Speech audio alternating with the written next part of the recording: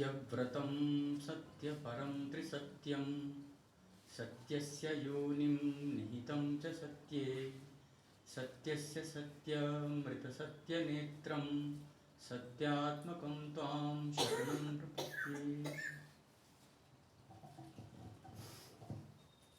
इस ज्ञानदीप कॉलोनी के वरिष्ठ सब में मुझे लगता है कि वरिष्ठ वयोवृद्ध ज्ञान वृद्ध पंड्या जी जिनके मार्गदर्शन में आज यह कार्यक्रम आयोजित हुआ, आदरणीय गरिमा दीदी, आप सर और भी सामने बैठे हुए सभी भारतवर्ष के सबसे अधिक पढ़े लिखे लोगों में से एक समूह जो आज हम सामने देख पा रहे हैं, आप सबका बहुत स्वागत और हृदय से आभार अभिनंदन कि इस अत्यंत अल्प समय में दिए हुए सूचना पर भी इस कार्यक्रम का आयोजन आज संभव हुआ।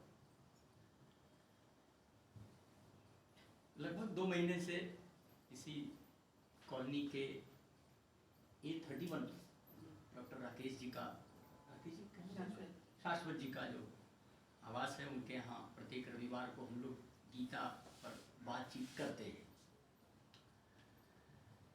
धीरे धीरे वो क्रम आगे बढ़ता गया और जैसे जैसे यह अनुभव होने लगा कि हमारी यह जो चर्चा है वो केवल एक कमरे में ना रहे, हम इससे थोड़ा बाहर निकलें और अन्य जो इस कॉलोनी में रहने वाले लोग हैं उनके बीच में भी अपनी बात की जाए। संयोग से एक अवसर आ गया आज का, जिसको कि हम लोग गीता जयंती के रूप में मना रहे हैं। वस्तुतः 5263 वर्ष पूर्व जब भगवान कृष्ण ने अर्जुन को मार्गशीर्ष के शुक्ल पक्ष की एकादशी तिथि को, आज के ही मतलब आज नहीं वो दिन पहली को आ रहा है, उस दिन यह उपदेश दिया था। एक बड़ा अद्भुत प्रश्न लोग पूछते हैं कि दुनिया में किसी भी ग्रंथ का जयंती नहीं मनाया जाता, लेकिन गीता की जयंती मनाई जाती है। जयंती माने बर्थडे। उसके पीछे एक बड़ा कारण भी आज मैं चर्चा में कर लूं। ग्रंथ जब हम लिखते हैं तो उसको एक दिन में कोई ग्रंथ नहीं लिखा जाता। ग्रंथ लिखने में समय लगेगा, 2 दिन 4 दिन 10 दिन 1 महीना 2 महीना 4 महीना, लेकिन गीता एक ही दिन में लिखी गई। वहीं खड़े खड़े भगवान ने अर्जुन को सुना दिया ये 700 श्लोक, वो एक ही दिन की घटना है। तो अब जो एक ही दिन में पैदा होगा जन्म, तो उसी का मनाया जा सकता है और ग्रंथ एक दिन में होते नहीं। इस कारण यह ग्रंथ दुनिया में अलग और विशेष है। धीरे धीरे यह क्रम चलता रहा। जयंती हम सब जानते हैं, इसीलिए मनाते हैं कि पीछे का जो कुछ भी इस ग्रंथ से सीखने का क्रम है वो हमारा छूट न जाए, हम उसको याद करते रहें। इस दृष्टि से हम इसको जन्म दिवस के रूप में मनाते हैं। अब आते हैं इसके भीतर की, आखिर इसमें ऐसा क्या है कि विश्व के सभी ग्रंथों पर ये भारी है। उसका कारण गीता न तो कोई धर्म ग्रंथ है, गीता न तो कोई योग का ग्रंथ है, गीता न किसी साइंस का ग्रंथ है।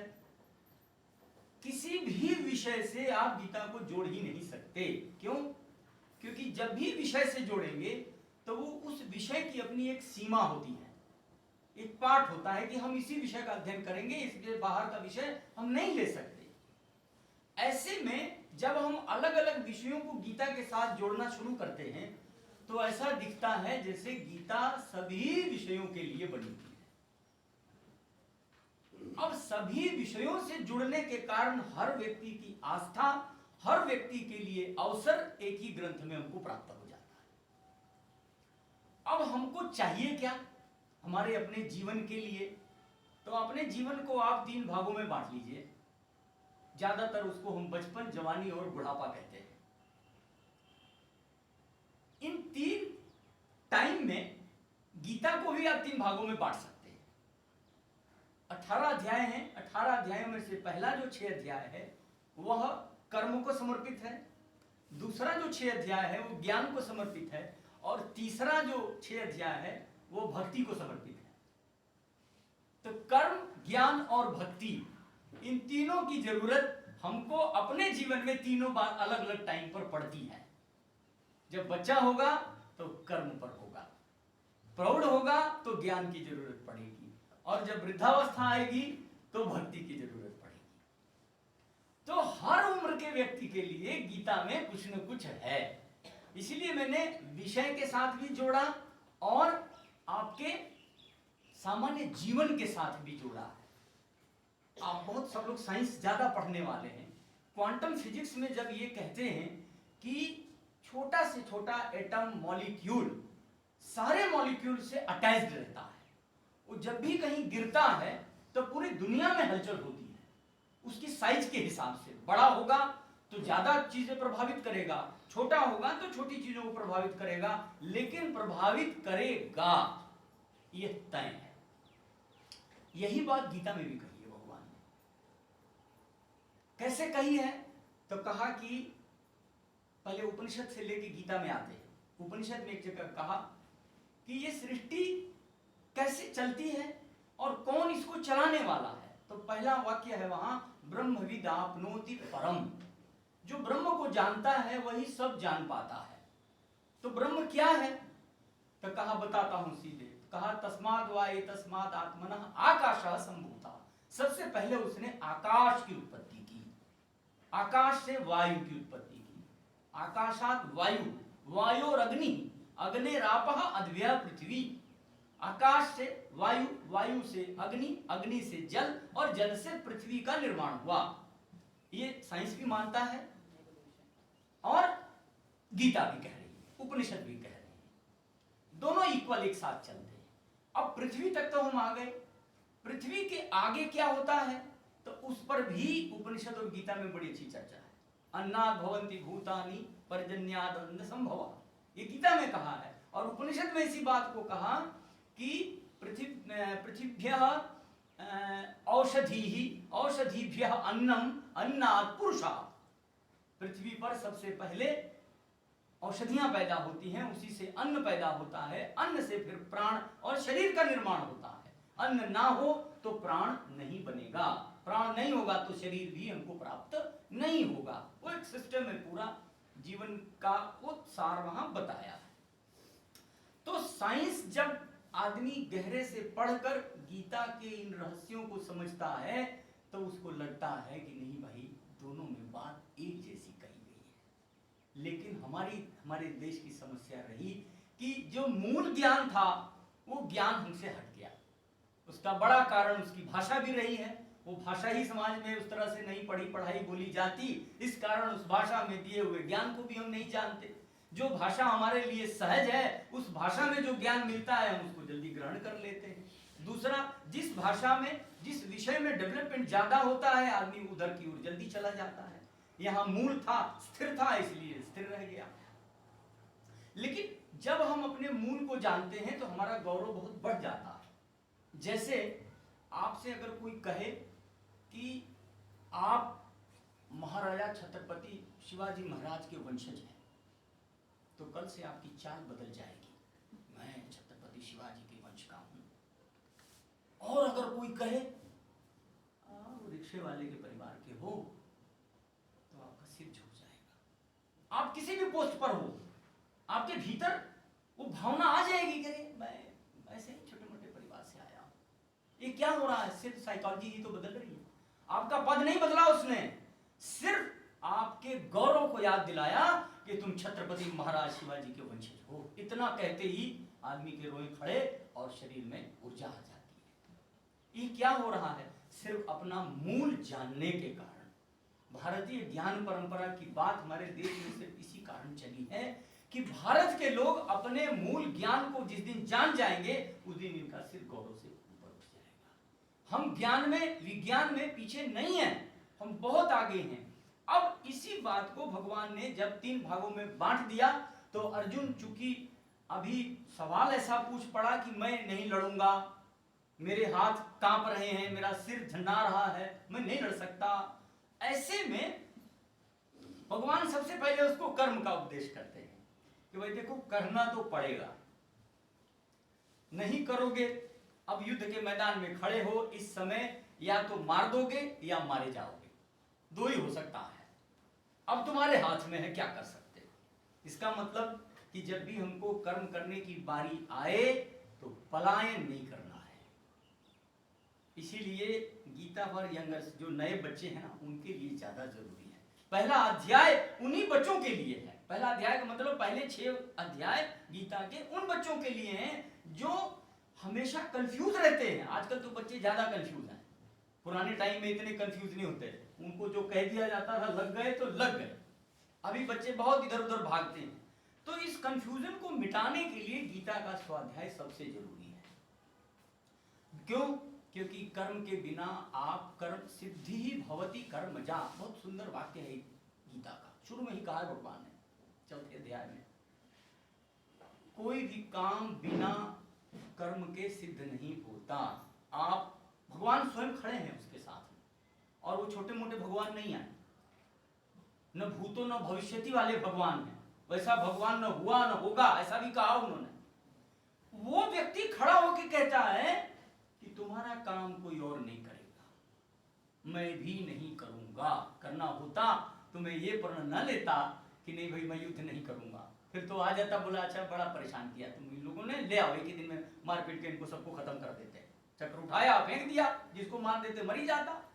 लेकिन कहते हैं कि ना, तुम मेरे मित्र हो, मेरे सखा हो, मेरे नियर डियर हो, फिर भी मैं तुम्हारे कोई मदद नहीं करूंगा। ये बात बच्चों को बताने की है कि कोई भगवान तुम्हारी मदद नहीं करेगा। कौन करेगा?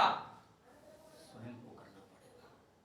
कहते हैं ना कि वीर भोग्या वसुंधरा, वीरों का भगवान साथ देते, भगवान काम नहीं करते। इसलिए अपने भीतर की वीरता को पहचानने के लिए बच्चों को प्रेरित करना जरूरी है। एक समय आता है जब कहते हैं कि मनो वही ब्रह्म, मन ही ब्रह्म है। इतना बड़ा दायित्व मन को, बोला इसलिए कि मन सारी एनर्जी का सेंटर है। भगवान अर्जुन को यही समझाते हैं कि तुम्हारे भीतर जो मन है यही तुम्हारे एनर्जी का सेंटर है। तुम अपने मन को पहचानो पहले, और उससे अपने भीतर की ऊर्जा को उठाओ। जहां लगाना चाहते हो वहां लगाओ, जिधर नहीं लगाओगे उधर नहीं लगेगा, और अगर भटक जाओगे तो तुम्हारी दिशा भी अलग हो जाएगी, फिर तुम अपने लक्ष्य को प्राप्त नहीं कर सकते। ऐसे में हमको अपने मन पर नियंत्रण, मन ही सारी ऊर्जा का केंद्र है, मन ही हमारे शरीर में ऊर्जा पैदा करता है। जैसा कि एक उदाहरण दिया मैंने, जब केवल मन के कारण, मन सोचते ही आप छत्रपति शिवाजी के वंशज हो गए, और मन के ही कारण सुनने मात्र से आप चले गए नीचे कहीं ऐसी जगह पे जहां से आपको बताने में कठिनाई होने लगेगी। इसका मतलब कि वह मन ही हमारे शरीर में ऊर्जा को देने वाला है। तब मन को कहां लगाना है? सबसे पहले कर्म में लगाना है कि जो मेरी ड्यूटीज हैं उसमें मन से। इसीलिए कहते हैं, एक अथर्ववेद में एक बड़ा सुंदर छोटा सा वाक्य है, मनसा चिकित्सी।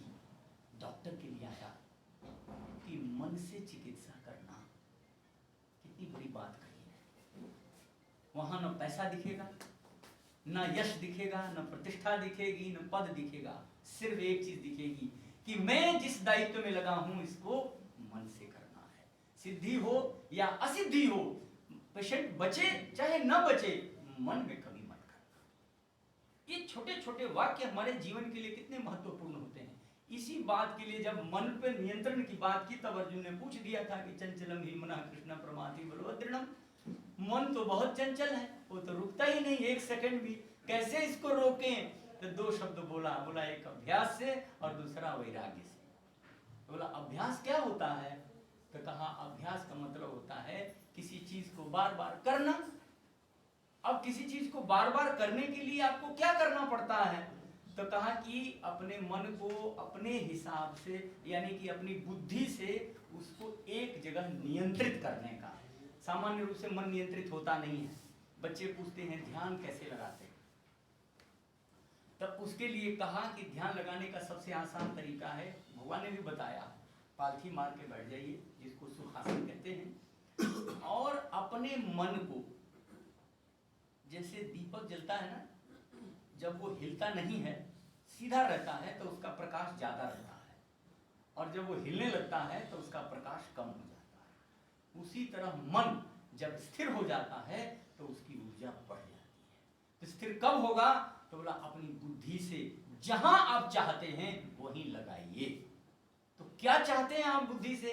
तो कहा कि सबसे पहले शरीर में लगाइए। अपने शरीर को सबसे बलवान, सबसे सुंदर और सबसे बुद्धिमान समझिए। ऐसा करने के लिए आपके शरीर में रहने वाले सारे अंग बहुत सुंदर हैं, तो पहले अंगों पर चिंतन करो, नख से लेके शिख तक, नख शिख चिंतन, एक एक अंग पर। मेरी आंख बहुत सुंदर है, मेरे नाक बहुत सुंदर है, मेरा मन बहुत सुंदर है, मेरा ईश्वर बहुत सुंदर है। यह जो सुंदरता का भाव जब मन में आता है, पॉजिटिव एनर्जी बहुत बढ़ जाती है। हम भीतर से बहुत ऊर्जावान हो जाते हैं केवल एक मन के कारण। तो कहा मन को पहले रोको। इस समय युद्ध के मैदान में मन कहाँ लगाना है? तब बोला कि चले किस लिए थे? याद करो कि तुम्हारी पत्नी का चिरहरण हुआ था, इसलिए दोबारा चिरहरण ना हो, इसलिए अपने मन को केंद्रित करो, अपनी बुद्धि का प्रयोग करो कि आने वाली पीढ़ियों में मैं ये दोबारा नहीं होने दूंगा। कोई दोबारा अपनी स्त्री का या पराई स्त्री का या अपने कुल में किसी का चिरहरण नहीं करेगा। उसके लिए चाहे 1 लाख, 10 लाख, 1 करोड़ कोई भी खड़ा हो जाए सामने, उसको जीवित नहीं छोड़ना है।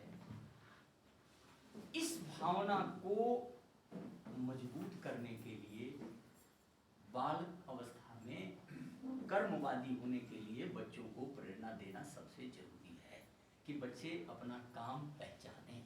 यदि काम नहीं पहचानते हैं तो बच्चे भटकेंगे। अब हमारे शरीर में निर्माण कैसे होता है उसकी औपनिषदिक प्रक्रिया देखें, और देखें गीता कैसे उसके साथ चलती है और जीवन में उसका कैसे उपयोग होता है। सबसे पहले हमारे शरीर में उत्पन्न होता है आत्मा।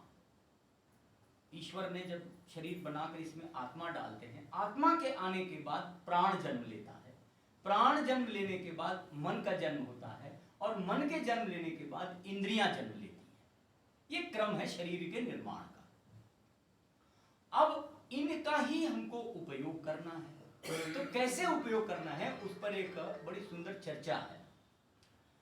कहा कि देवता ही शरीर में इंद्रियां रूप में हमारे रहते हैं। जैसे सूर्य हमारी आंखों में रहते हैं, वायु हमारे कान में रहते हैं, अग्नि हमारे मुख में रहती है, ये देवता हमारे शरीर में रहते हैं। तो इन देवताओं में एक बार झगड़ा हो गया शुरू में ही कि हम श्रेष्ठ की हम श्रेष्ठ। मन ने कहा मैं श्रेष्ठ, आंख ने कहा मैं श्रेष्ठ, कान ने कहा मैं श्रेष्ठ। तो अब सब ब्रह्मा जी के पास गए, बोले आपने जो शरीर बनाया है आप मुझे बताएंगे कि इनमें से श्रेष्ठ कौन है? बोले अगर मैं कह दूंगा तो तुम सब बाकी सब नाराज हो जाओगे, क्योंकि हो तो तुम सारे मेरी संततियां। तो ऐसा करता हूं एक कंपटीशन करवा देता हूं, उनमें से जो जीतेगा वही श्रेष्ठ। तो बोला ठीक है। तो बोला जिसके न रहने से शरीर का काम चलता रहे वही श्रेष्ठ। वो श्रेष्ठ नहीं, जिसके न रहने से शरीर न चले वो श्रेष्ठ। तो सबसे पहले आंख ने कहा कि मैं चली, और आंख शरीर से निकल गई, बिना आंख के आदमी हो गया और चलता रहा, अपना काम करता रहा। बस दिखाई नहीं दे रहा था, बाकी खाना खा रहा है, सुन रहा है, और सब कुछ काम करता रहा। 1 साल बाद जब आंख लौट के आई, पूछी कि मेरे बिना काम कैसे चला? बोला चलता रहा जैसे अंधे आदमी का चलता है, कोई समस्या नहीं हुई तुम्हारे बिना। बेचारा निराश हो गया, बोला मेरी महत्ता इतनी थी आंख की, बैठ गया। फिर कान ने कहा मैं चली, कान उठा और निकल गया। अब आदमी गूंगा हो, बहरा हो गया, सुने ही ना, बिना सुने अपना काम चलाता रहा देख करके जैसे तैसे। 1 साल बाद वो भी आया, बोला मेरे बिना? बोला हाँ जीवित रहे तो चलते रहे। फिर मुंह से वाणी चली गई, बोला मैं चली देखती हूँ। अच्छा वो निकल गई तो बिना वाणी के शरीर हो गया। बिना वाणी के शरीर होने से काम कैसे चलेगा? तो जब 1 साल बाद लौटा तो बोला हाँ बिना बोले सब काम करना, खाते रहे, देखते रहे, सुनते रहे, सब काम करते रहे। सबको लगा भाई ब्रह्मा जी ने ये क्या बना दिया है कि हम सब के होने पर भी हम श्रेष्ठ नहीं हो पा रहे। तो प्राण ने अंत में कहा अच्छा ठीक है मैं भी एक बार ट्राई मार लेता हूं। और प्राण ने फिर उठ करके शरीर को छोड़ना शुरू किया। जब वो जाने लगा तो प्राण के निकलते ही सारी इंद्रियां उसके पीछे पीछे चल पड़ी। बोले अरे रुको रुको रुको रुको, तुम नहीं रहोगे तो हम नहीं चलेंगे। इसलिए इसलिए प्राण को श्रेष्ठ देवता माना गया। प्राण ही सबसे प्रिय होता है।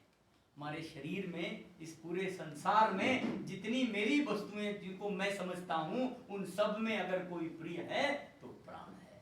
प्राण बच जाए तो सब बचता है, बाकी सब चले जाएं फिर आदमी अर्जित कर सकता है, प्राण चला जाए तो नहीं।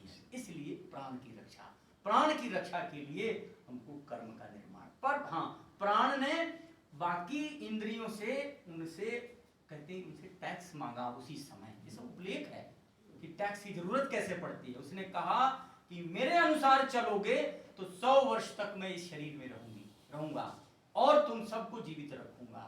यदि मेरे अनुसार नहीं चलोगे तो तुम्हारी एनर्जी मैं ले लूंगा और तुम रहते हुए भी काम करना बंद कर दोगे। उसका परिणाम बता देता हूं।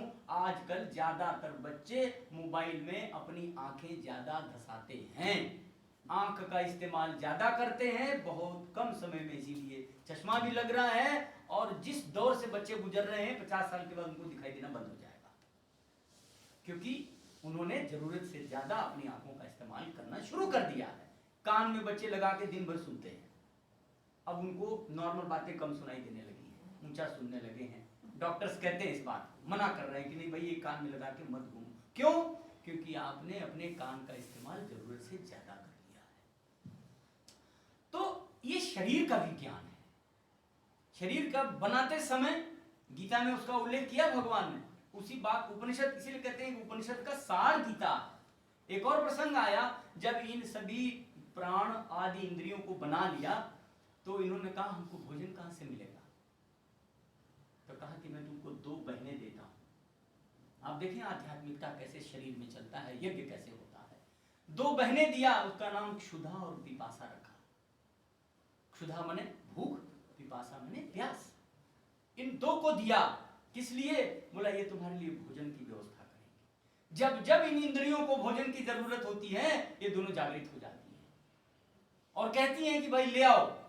तो अब उन दोनों क्षुधा और पिपासा ने ब्रह्म से कहा कि जब हम मांगेंगे तो हमें कौन ला के देगा? तो ब्रह्म ने कहा मैं स्वयं अन्न बनूंगा। अन्नम वही ब्रह्म का अन्न ब्रह्म रूप में प्रकट हुआ और बोला मैं आकर के तुम्हारी क्षुधा और पिपासा को पूर्ण करूंगा। अब इस क्रम में आप ये देखें कि अन्न हवि बना और भीतर अग्नि है जिसको हम लोग जठराग्नि कहते हैं, वो क्षुधा और पिपासा के कारण प्रदीप्त होते हैं। बड़ा सुंदर इसमें मंत्र है, भोजन के समय पढ़ते हैं उसको। ब्रह्मार्पणम ब्रह्म हवि ब्रह्माग्नौ ब्रह्मणाहुतम ब्रह्मैव तेन गंतव्यम ब्रह्म कर्म समाधिना। ये गीता का श्लोक है, इसको भोजन के समय पढ़ा जाता है। क्यों? क्योंकि वहां पर ब्रह्म ही सब कुछ है। अन्न भी ब्रह्म है, अग्नि भी ब्रह्म है, जो शरीर खड़ा है वह भी ब्रह्म है, और भीतर जाकर जठराग्नि में जब वो पकता है वह भी ब्रह्म ही है। इसीलिए भोजन के समय एक और मंत्र पढ़ते हैं, तो दियम वस्तु गोविंदा तुभ्यमेव समर्पये। हे भगवान तुम्हारी वस्तु तुम्ही को दे रहा हूं, क्योंकि अन्न भी भगवान है और वह भी भगवान है, इस दृष्टि के भाव से। अब ये जो शरीर का यज्ञ है, इस यज्ञ में और भौतिक यज्ञ में अंतर और समानता दोनों समझ लीजिए। शरीर का यज्ञ जब हम शुरू करते हैं तो कहते हैं कि पहले नहा धो लो फिर खाओ। वो यज्ञ भी बिना नहाए धोए नहीं होता है, यह यज्ञ भी बिना नहाए नहीं होता है। नहीं करना चाहिए, आदत बिगड़ी हुई कोई अलग बात है, लेकिन नहीं करना चाहिए। दूसरा, कभी भी उस यज्ञ में कोई झूठा पदार्थ हम डालते हैं क्या? कभी नहीं डालते। यज्ञ में हमेशा शुद्ध पवित्र वस्तु ही डाली जाती है।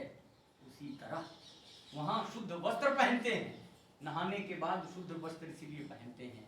और भोजन में भी कभी भी अशुद्ध वस्तु नहीं जानी चाहिए। अशुद्ध का मतलब ऐसी कोई चीज जो देवताओं को पसंद ना हो। अग्नि में डालना है, हवि करना है, तो सबसे जरूरी है जूठे से बचना। ना कभी किसी का जूठा खाएं, ना कभी किसी को जूठा खिलाएं। क्यों? क्योंकि यह शरीर का यज्ञ है, ईश्वर का यज्ञ है। उस यज्ञ में जब हम जा रहे हैं तो इतना तो हम कर ही सकते हैं, कोई आश्चर्य नहीं है और बड़ा कठिन भी नहीं है। एक व्यवहार बदलने की होती है, कि नहीं, हम अपने में से जूठा किसी को न खिलाएंगे, न किसी का जूठा खाएंगे। ये था कर्म का विषय। अब कर्म में जब हम प्रवृत्त होते हैं तब ज्ञान का विषय शुरू होता है। बिना ज्ञान के कर्म नहीं होगा। कारण मैं उदाहरण देता हूं, जैसे किसी पार्टी में गए हूं और कोई आप एक कटोरी में ला के गुलाब जामुन दे जाए, आप लीजिए लीजिए भाई साहब लीजिए, आपने फट से चम्मच उठाया और मुंह में आधा काट के डाल दिया। जब आपने मुंह में डाला तो पता चला मुंह जलने लगा, बहुत गर्म था। फटाक से क्या करते हैं आप, कुछ लोग तो उसको थू दे दे कहीं निकाल दें क्योंकि तो मुंह जल जाएगा। ऐसा हुआ क्यों? क्योंकि खाने के कर्म में आपने ज्ञान का इस्तेमाल नहीं किया, अपना ज्ञान लगाया ही नहीं। कटोरी पकड़ी, चम्मच पकड़ा और कट किया और मुंह में डाल दिया। आपके इंद्रिय से स्पर्श ना होने से ज्ञान ही नहीं हुआ कि ये गुलाब जामुन बहुत गर्म था और वो मुंह जलाने वाला था। यानी कि कर्म में प्रवृत्ति से पहले ज्ञान का होना जरूरी है। यदि उंगली से छू के देख लेते कि नहीं ठंडा है तो आराम से पूरा भी इकट्ठे खा लेते, कोई दिक्कत नहीं, आधा भी बर्दाश्त नहीं हुआ। छोटे छोटे कार्यों में किस प्रकार ज्ञान की आवश्यकता होती है। छोटा बच्चा घर में जब कप रखा हो चाय का, तो छोटे बच्चे दौड़ के आते हैं, उसको लपकते हैं छूने के लिए कि देखूं क्या है ये, और हम डरे रहते हैं कि कहीं छू देगा तो हाथ जल जाएगा। मैंने एक एक्सपेरिमेंट किया, अपने बच्चे की उंगली पकड़ी और चाय में डाल दी। अब उसने फट से उंगली खींच ली, उसको लगी अरे ये तो गर्म है। इतना बड़ा होने तक वो खाली कप भी देख के डरता था कि नहीं नहीं इससे उंगली जल जाती है। ये क्या है? ये छोटे से कर्म में ज्ञान का होना आवश्यक है। इसलिए बिना जाने, बिना ज्ञान के अच्छी गहराई में उतरे कर्म में प्रवृत्ति ठीक नहीं होती है। इसीलिए बच्चों को पहले पढ़ने का क्रम रखा गया। जॉब तभी मिलेगी जब वो अच्छे से ज्ञान प्राप्त करके आएंगे। ये जीवन की प्रक्रिया है, ये सब कुछ जीवन में होता है। गीता में इसी बात को श्लोकबद्ध भगवान ने समझाया है अर्जुन को। मैं ज्यादा श्लोक इसीलिए नहीं बोल रहा हूं क्योंकि सबको संस्कृत सुनने का उतना अभ्यास नहीं होगा तो कठिन लगेगा। तात्पर्य बताना चाहता हूं कि कर्म कर्म में ज्ञान, तो ज्ञान के प्रति श्रद्धा कितनी जरूरी है। ज्ञानियों का महत्व बहुत है। कहा कि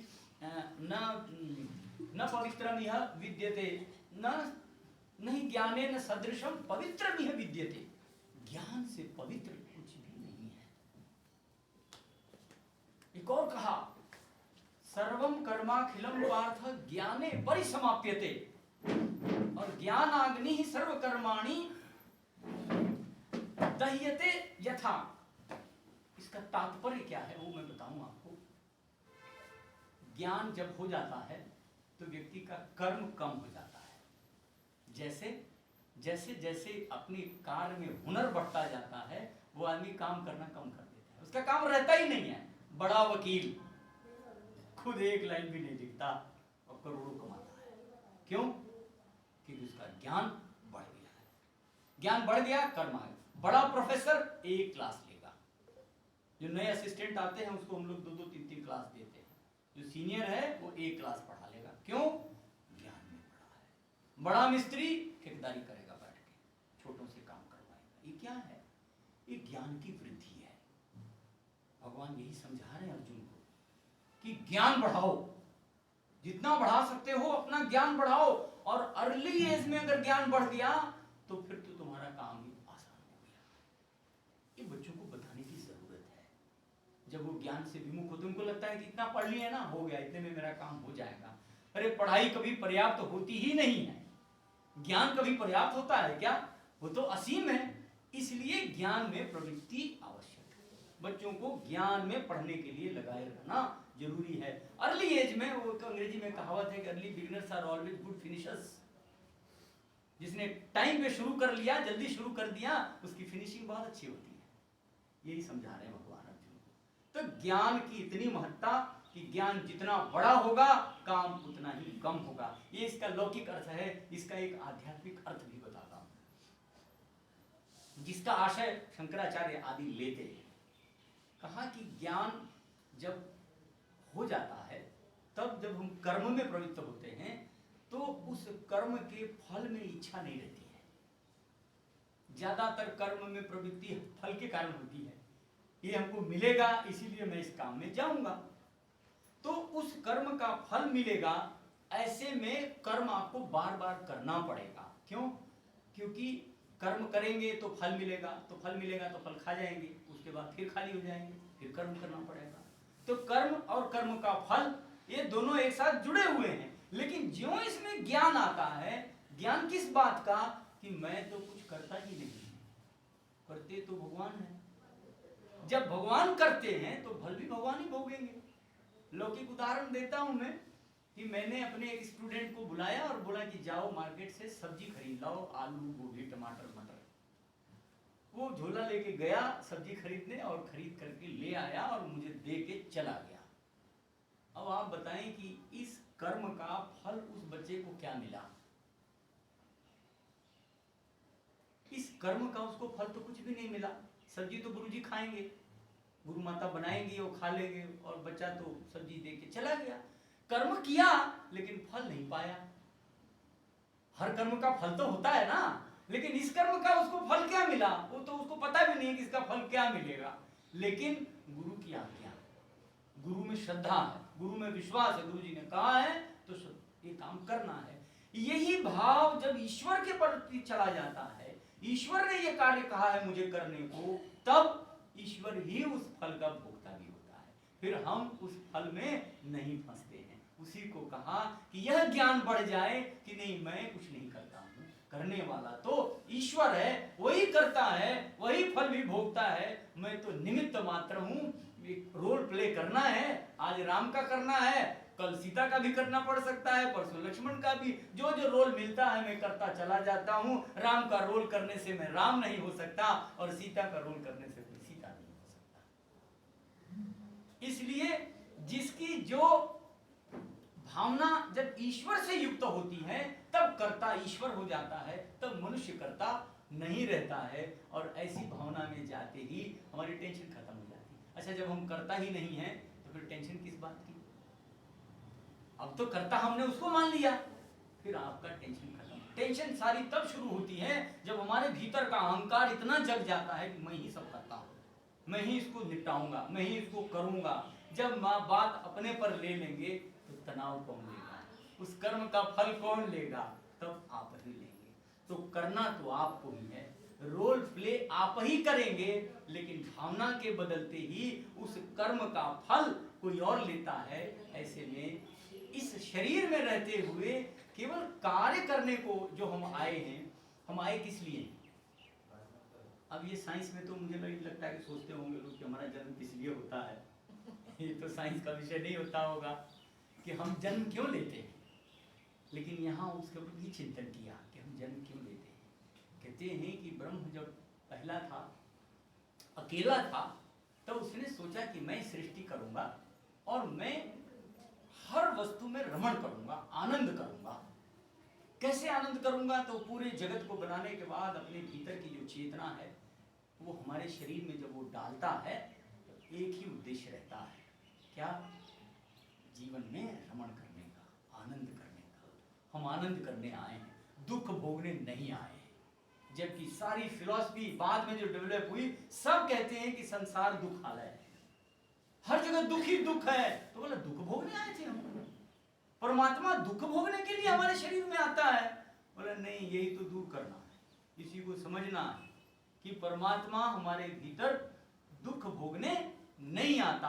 हमारे भीतर की जो चेतना है जिसको हम आत्मा कहते हैं, वो दुख भोगने नहीं आया है, वो केवल सुख भोगने आया है। तो अब हमको सुख की ही तलाश करनी है। सुख कैसे मिलेगा? तो बोला कि अपने भीतर पॉजिटिव रहने से, किसी दूसरे की, जहां दुख हमको कौन देता है? क्या हम अपने से दुखी होते हैं कभी? कभी नहीं होते। अपने से हम दुखी कभी नहीं होते हैं। दुखी हमेशा इनसे, उनसे, उनसे, उनसे, उनसे होते हैं, दूसरों से। अपने से हम दुखी कभी नहीं होते। इसका क्या मतलब है? कि हमारी बुद्धि काम नहीं कर रही है, दूसरे का बात सुन के हम दुखी हो रहे हैं। शब्द उसने बोला, दुखी हम हो रहे हैं। अरे भाई क्यों? यहीं पर कहते हैं कि अपने को रोको। आप अपने भीतर उस सुख की तलाश करो, बाहर मत ढूंढो। बाहर ढूंढने लगोगे तो परेशान रहोगे। क्योंकि उसकी अपनी बुद्धि, अपना विवेक है। तो संत लोग, इसीलिए कहा संतों का व्यवहार सीखिए। संत जो होते थे वो कभी कोई गाली भी दे दे तो प्रतिक्रिया नहीं देते, कहते थे सटा ही नहीं, जड़ गया। स्वामी विवेकानंद को किसी ने कहा कि महाराज आप बहुत बोलते हैं शब्द पर, हैं शब्द कुछ नहीं होते, शब्दों से कुछ नहीं होता है, खाली बात करने से क्या होगा, करने से होता है। बोला अच्छा इधर आओ, बुलाया उसको, बिठाया और कहा तुमसे बड़ा मूर्ख आदमी मैंने आज तक नहीं देखा। इतना कहते हुए आदमी भर गया। भरी सभा में स्वामी जी ने ऐसा कैसे कह दिया, आपकी हिम्मत कैसे हो गई कहने की। बोला अभी तो तुम कह रहे थे कि शब्द से कुछ नहीं होता, मैंने तो एक शब्द कहा तुमको मूर्ख और तुम आज बबूला हो गए, तो शब्द का प्रभाव नहीं होता है। बोला शब्द ब्रह्म है, वाग वही ब्रह्म, वाक्य है वेद का, शब्द तो ब्रह्म है भाई। ये शब्द तुम्हारे भीतर इतना आग लगा देगा कि तुम कुछ भी कर सकते हो। बड़े बड़े नेता भाषण देके ही तो दुनिया बदल देते, बड़े बड़े संत भाषण देके ही दुनिया बदल देते। शब्द ही है वेद, शब्द ही है रामायण महाभारत गीता आदि, और क्या है। तो शब्दों की शक्ति बहुत होती है। इसलिए बुद्धिमान व्यक्ति शब्द की शक्ति को जब जान लेता है तो कौन से शब्द सुनना है ये स्वयं निर्णय करता है, कौन से शब्द नहीं सुनना है ये उसके वश में रहता है। खुले कान को भी वो ऐसे बंद कर लेता है कि अब शब्द उसके कान में जाएंगे ही नहीं, जाएंगे तो उसको इम्पैक्ट नहीं डाल पाएंगे। ये दृष्टि ज्ञान की है। इसलिए केवल 5 ज्ञानेंद्रियों से ज्ञान अर्जित नहीं होता है, इन 5 ज्ञानेंद्रियों से अतिरिक्त हमारा मन, हमारी बुद्धि भी हैं जो ज्ञान को लाते हैं हमारे पास, और वो ऐसा ज्ञान है जिसको हम तात्विक ज्ञान कहते हैं। बड़ा सुंदर उदाहरण मैंने ढूंढ के निकाला कहीं से कि एक रसगुल्ला सफेद रंग का होता है, किस चीज से बनता है, पनीर से बनता है। पनीर किससे बनता है, बोला दूध से बनता है। दूध कहाँ से आता है, बोला गाय से आता है। गाय कहाँ से आती है, बोला बीज से आती है। बीज कहाँ से आता है, बोला अन्न खाने से बनता है। अन्न कहाँ से आता है, बोला मिट्टी से आता है। एक मिट्टी से निकला हुआ अन्न 6 अलग अलग फैक्ट्रियों में जाके रसगुल्ला बन के तैयार हो जाता है। अब आप बताइए कि आप रसगुल्ला खाते हैं कि मिट्टी खाते हैं? खाते तो मिट्टी ही है, कहते रसगुल्ला है। ये क्या हुआ, ये ज्ञान ही तो था। जब ज्ञान बढ़ जाएगा तब आपको इस रसगुल्ले और मिट्टी में बहुत फर्क नहीं नजर आएगा। जिह्वा का स्वाद रसगुल्ले के लिए जरूर है, लेकिन तात्विक दृष्टि से आप जान जाएंगे कि नहीं, मिट्टी ही है। मैं खा रहा हूं ये मिट्टी ही है, 6 अलग अलग फैक्ट्री में जाके बदलने से आज ये स्वादिष्ट बन गया है। अब यह घटना आप जब लगातार देखते हैं तब आपको इनमें से किसी के साथ मोह नहीं होता है, क्योंकि ये केवल काम चलाने के लिए मिले हैं। हमारा शरीर भी अन्न ही है, क्योंकि अन्न से ही बनता है। इसी बात को जब हम साइंस में जाते हैं तब भी पाते हैं कि हाँ, उसी एटम से ये सारी चीजें बनी हैं। अब जब ज्ञान व्यक्ति को हो जाए, ऋषि 1000 वर्ष तक जीवित रहते थे, उनका जीवन लंबा होता था, क्योंकि वो अपने प्राणवायु को रोकना जानते थे। उनके भीतर वो क्षमता थी कि श्वास प्रश्वास रुक जाता था उनका, इस कारण वो खाली योग में रहते थे, उनको भोजन की भी जरूरत नहीं होती थी। अंदर की ऊर्जा को वो भीतर ही घुमा लेते थे, बाहर जाने ही नहीं देते थे। अब ऐसे में जब एक व्यक्ति 1000 साल यहाँ खड़ा हो जाए तो उसके सामने ज्ञानदीप कॉलोनी में कितनी बार ये बिल्डिंग बनेगी और कितनी बार गिरेगी, कितनी बार यहाँ पेड़ उगेंगे और पेड़ गिरेंगे, वो आदमी यहीं खड़ा है, देख रहा है। तो कम से कम मैंने अगर एक बिल्डिंग की उम्र आजकल 50 साल ही रहती है मेरे ख्याल में, उसके बाद वो कहने लगते हैं कि खाली करो जी, मुश्किल हो जाएगी, कभी भी गिर जाती है बिल्डिंग। 50, 60, 100 साल, 99 से ज्यादा तो कहीं भी नहीं होता, मैंने सुना है। 100 वर्ष ले तो 100 बार तो कम से कम चलेगा। इस क्रम में जब वो व्यक्ति ऋषि जो खड़ा है, इस बिल्डिंग के बनने और गिरने से वो खाली मुस्कुराने के अलावा कुछ नहीं, उसको न दुख होगा न सुख होगा। क्यों? बोलेगा ये तो प्रक्रिया है, चली रहती है, अभी बन रहा है ना, बनने तो 4 साल रहेगी, आएंगे लोग, कुछ लोग IIT से रिटायर होकर ही रहेंगे, फिर चले जाएंगे, फिर नए आएंगे, फिर जाएंगे, फिर ये क्या हो रहा है?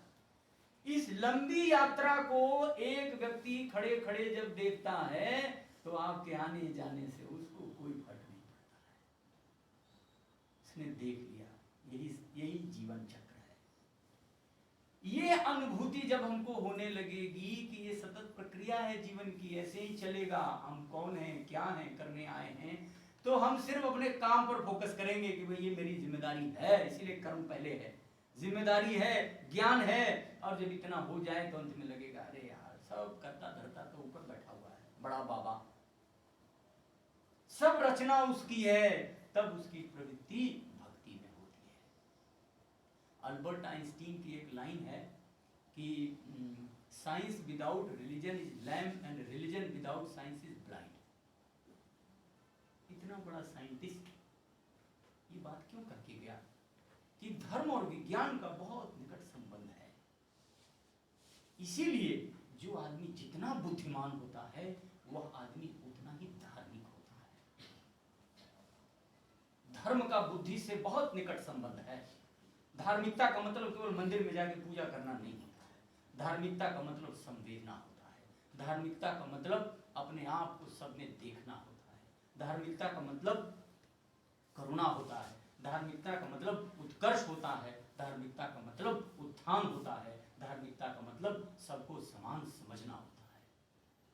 वो किसी मंदिर की पूजा से उसको जोड़ना बहुत छोटी बुद्धि हो जाएगी, वो बड़ी दृष्टि लाने के लिए। इसीलिए कहा कि जो बहुत बुद्धिमान है वही धार्मिक होता है।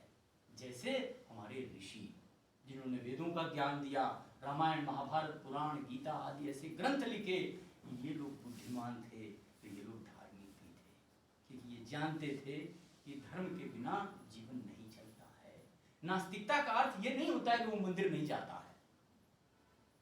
नास्तिकता वो होती है जो दूसरे को हत्या करते हैं, क्योंकि हत्या तो तभी करेगा ना जब ईश्वर को समझेगा ही नहीं, अपनी ही शक्ति को बड़ी शक्ति समझेगा, तो ये शक्ति नास्तिकता कहलाती है। इसीलिए कहा कि अपने भीतर शक्ति उस परमात्मा की शक्ति है और वो शक्ति की पहचान भक्ति से होती है। इसलिए अंत में भगवान ने भक्ति के स्वरूप को प्रस्तुत किया कि हमारे लिए भक्ति अधिक आवश्यक है। भक्ति के बिना हम अपनी शक्ति नहीं जान सकते। इसीलिए बुद्धिमान व्यक्ति में शक्ति ज्यादा होती है। छोटा सा हिटलर अपने टाइम में जब अपनी बुद्धि लगाई तो क्या क्या कर ले गया।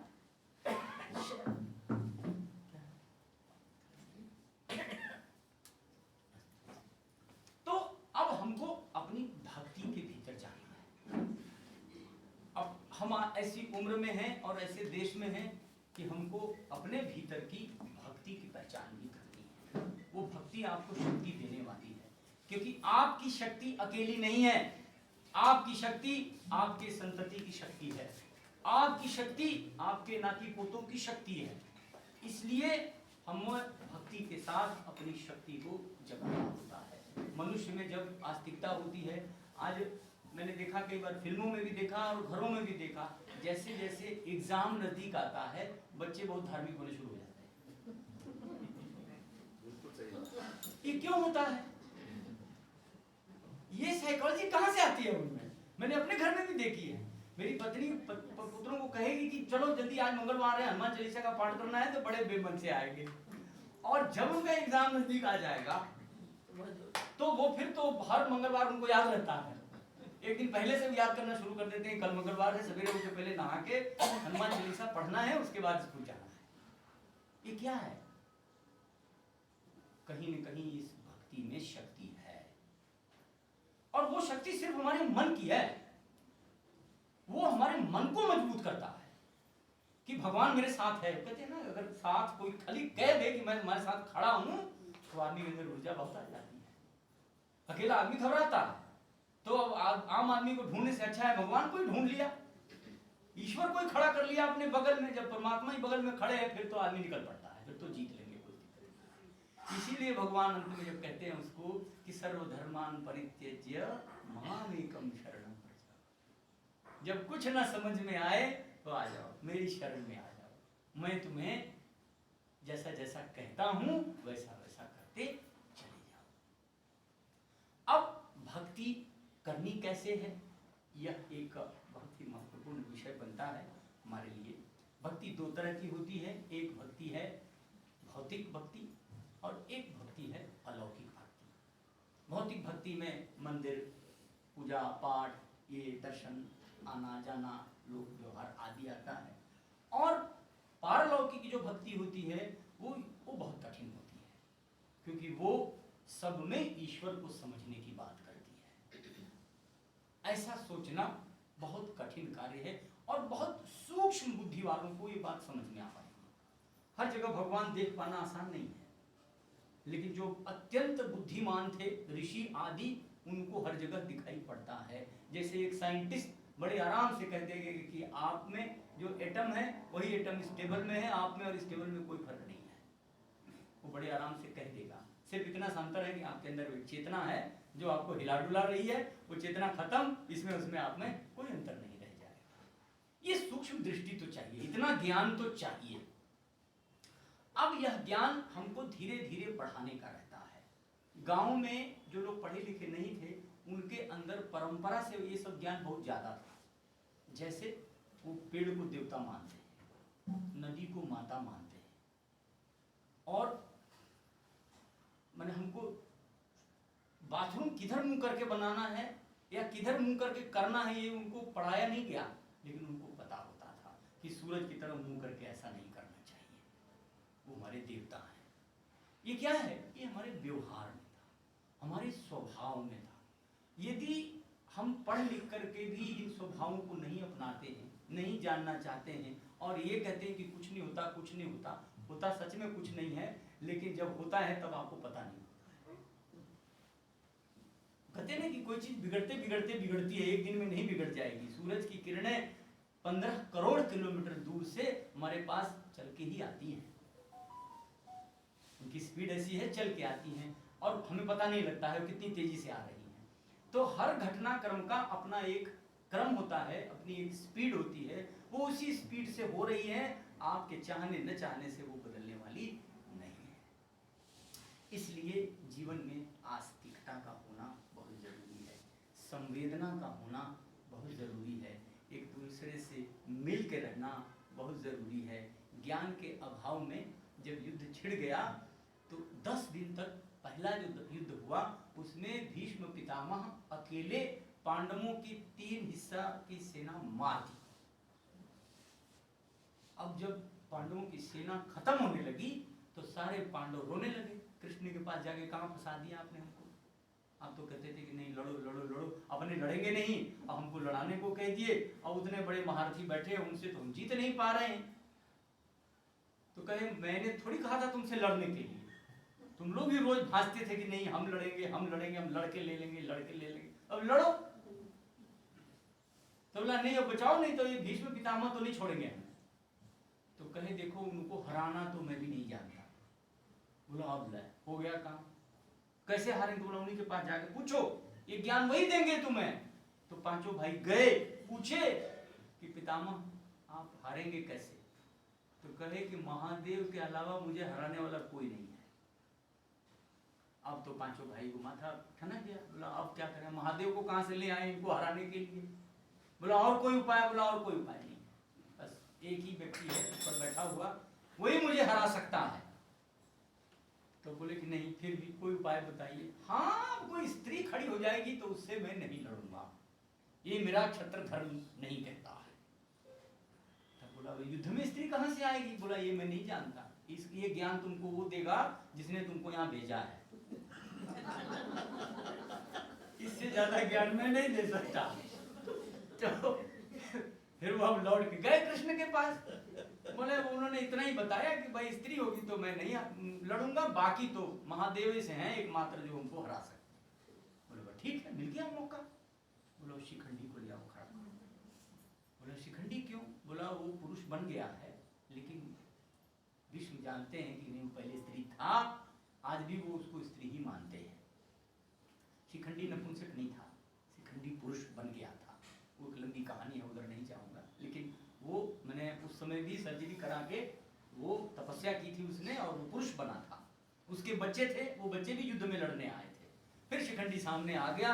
अब शिखंडी को देखे हथियार खड़े कर दिए। जब हथियार खड़े कर दिए तो शिखंडी जब मारना शुरू करता है तो बीच में से पकड़ लेते थे उसके बाण को, क्योंकि उसकी स्पीड कम थी तो पकड़ लेते थे। तब कृष्ण ने इशारा किया, अब क्या देख रहे हो, अब शुरू हो जाओ। तब ज्ञान दिया, तब फिर अर्जुन ने मारना शुरू किया और फिर भीष्म के शरीर में बाण अंदर जा पाया, नहीं तो जा भी नहीं रहा था, वो इतने मजबूत कवच वाले थे। ये था ज्ञान। अब पांडवों की एक ही खूबी थी कि वो कृष्ण में भक्ति रखते थे। ये भक्ति की शक्ति है।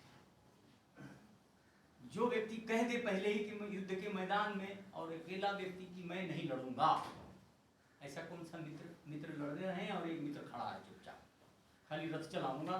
रथ भी नहीं चलाने को कहा था, ये तो बाद में निवेदन किया अर्जुन ने कि मेरा रथ चलाइए, तब वो रथ चलाए, नहीं तो रथ नहीं चलाते। ये कॉन्फिडेंस बहुत जरूरी है काम करते समय।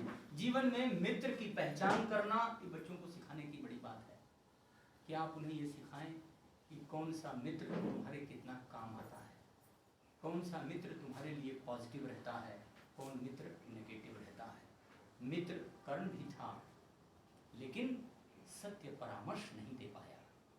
मित्र कृष्ण भी थे, कह दिए कि लड़ूंगा नहीं तुम्हारे लिए, लेकिन परामर्श में कमी नहीं की। इतनी ऊर्जा भरते रहे कि इतना बड़ा युद्ध हो गया। तो मित्र की पहचान करना, कर्ण पूर्ण समर्पित मित्र था, अपनी जान दे दिया उसने अपनी मित्रता में, लेकिन किसके लिए जान दे रहा था यह भी जानना जरूरी है। उस व्यक्ति के प्रति जिसने सारा अधर्म ही करने का ठेका लिया था। इसलिए जीवन में बच्चों को यह बताने की आवश्यकता है कि अपने कर्म से पीछे न हटें, ज्ञान जितना अर्जित कर सकते हो कर लें। आज का अर्जित किया हुआ ज्ञान जीवन में उनको बहुत आराम देने वाला है और ईश्वर में आस्था रखने की जरूरत है। पॉजिटिव लोगों को अपने साथ रखने की जरूरत है जिससे आपको दुख ना मिलता हो। जो जो जीवन में दुख देने वाले हैं उनको ऐसे मार के हटा दीजिए, किनारे फेंक दीजिए। दृढ़ निर्णय करिए कि नहीं, इस आदमी से मुझे कष्ट होता है, मुझे इसके पास नहीं रहना है, निकाल देंगे, सुखी रहेंगे। अंत में एक समाहार करते हुए अपनी बात को पूर्ण करता हूँ। जब भी जीवन में कोई समस्या आए तो या तो वो समस्या अपने किसी खास मित्र से कह लें या कागज पर लिख लें। कागज पे लिखने के बाद समस्या कहाँ से जन्म ली है और कहाँ तक पहुँची है, पूरी बात, अंत में आप पाएंगे कि इसमें आप कहीं नहीं है, लेकिन आपने समस्या ओढ़ ली है। जैसे मेरे एक कुलीग ने ये बताया कि उनकी एक स्टूडेंट किसी दूसरे साथी के पास जाकर अपने ही गुरु की शिकायत करती है और वो बात वहाँ तक पहुँच गई, इससे वो बहुत दुखी हुई। तो जब उन्होंने पूरी बात मुझे बताई तो मैंने कहा ऐसा है, इसको मुझे लिख के भेजो। मौखिक बता रही थी, मैंने सुन लिया, लेकिन मैंने कहा ये सारी समस्या मुझे एक लाइन बाई लाइन लिख के भेजो और उसमें अपने नाम को हाईलाइट करना कि तुम कहाँ हो इसमें। तो पूरी कहानी लिख दी, पूरी समस्या लिख दी, उस समस्या में उसका नाम ही नहीं कहीं आ रहा है। मैंने कहा जब इस पूरी समस्या में तुम हो ही नहीं तो समस्या क्या है? मैंने कहा समस्या उस लड़की की है, समस्या उस टीचर की है, समस्या उन लोगों की है जो लोग इसको सुन रहे हैं और एक दूसरे को बढ़ा रहे हैं। तुम तो इस समस्या में हो ही नहीं, फिर इसको क्यों अपने पाप धो रहे हो? जब उसने समस्या लिख लिया तब मुझे फोन करके कहा अब मैं समस्या से बाहर आ गई, क्योंकि लगा कि मैंने जबरदस्ती समस्या को ओढ़ा है। जीवन में जब भी कभी ऐसी समस्या आए तो कोशिश करें कि उसे कहीं शेयर करके अपने आप को ढूंढें कि मैं सच में इस समस्या में हूँ। यदि हूँ तो उसका निदान ढूंढें, और मैक्सिमम में नहीं ही रहते हैं, हम जबरदस्ती ओढ़ लेते हैं। तो ऐसे बचने का साधन इस पॉजिटिव एनर्जी से आता है, और इस एनर्जी का स्रोत भारत में कोई ग्रंथ है तो एकमात्र गीता है। इसलिए गीता आपको कर्म में प्रेरित करेगी, आपको ज्ञान में प्रेरित करेगी, आपको भक्ति में भी प्रेरित करेगी। जिसके जीवन में ये तीनों हैं वही जीवन में सुखी है। भारत में जन्म लेने का इससे बड़ा और पुण्य और बड़ा फल नहीं हो सकता। बहुत बहुत धन्यवाद, नमस्कार। विशेष रूप से अपने आदरणीय पंड्या जी का, जिनके